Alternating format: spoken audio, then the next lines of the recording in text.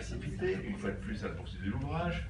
Donc, il était disponible dans toutes les librairies, je l'obtins sans difficulté, et bien que chaque page exigeât l'utilisation d'un dictionnaire, j'en compris le contenu.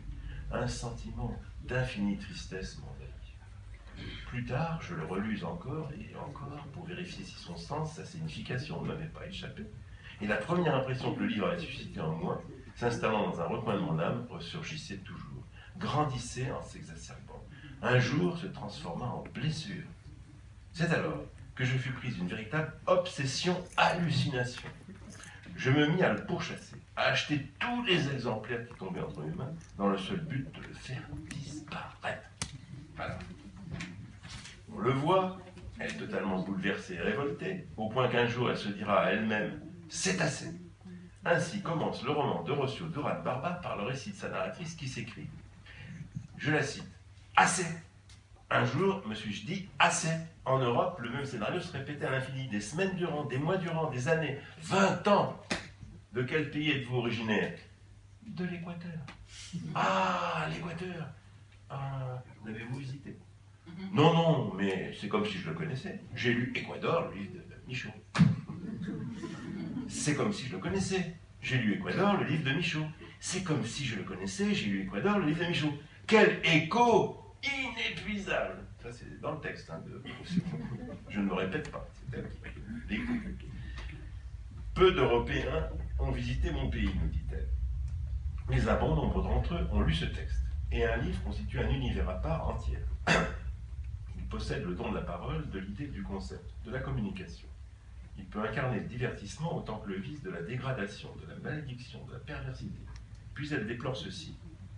Équador est un texte conçu sous forme de cercle concentrique, dont les étranges paragraphes décrivent mon pays comme un nuage noir, serti de villes asphyxies, peuplé d'habitants ridicules, avec des abîmes, vallées, volcans minables, lagunes infectes, jungles infernales, maladies galopantes, déserts impuissants, avec des monstres au lieu d'insectes, tigres, boas, vampires à l'affût, terre abjecte, bourrés de misère, incrustés de lépreux et d'indiens méprisables, yumbos, chivaros, ocas, répugnants, un exotisme repoussant et surtout une vision humiliante. On ferme les guillemets. Elle va en conséquence décider de se venger et de planifier sa vengeance. Elle recherche l'auteur du livre et le trouve assez facilement, puisqu'avec Équador, il a gagné sa place, ça tout le monde le sait, dans ce qu'elle nomme le musée de l'immortalité, un palace dans la ville de Paris. Elle s'y rend en vue d'une confrontation avec l'écrivain et sa mission consistera à l'enlever, à le séquestrer, à le faire s'effacer pour le faire tomber dans l'oubli. Après avoir trébuché sur Marguerite Duras, qui n'est pas loin de l'entrée, elle distingue Michaud, entre guillemets, éblouissant d'orgueil du haut de son piédestal. Elle parvient à l'enlever, à le séquestrer dans un repère qu'elle a aménagé cet effet. Et c'est alors que commence le plus désopilant, le plus jubilatoire des romans latinos, dont je tairai les fantasques péripéties et l'étonnant dénouement, écrit par un auteur qui dispose des qualités multiples, liées à tous les arts qu'elle cultive et illustre de belle manière.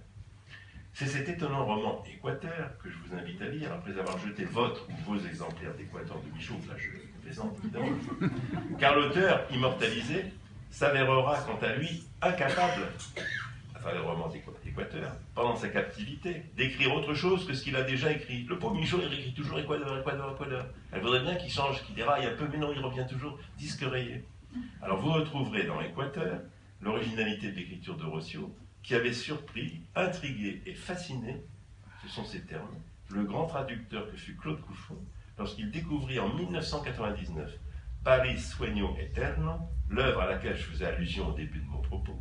Il y avait là, je cite Couffon, dans son prologue de l'époque, sous la dictée de l'expérience vécue et la profondeur de la culture, un récit qui se dérobait à l'analyse, mais qui s'imposait à coups de phrases brèves, haletantes, très suggestives.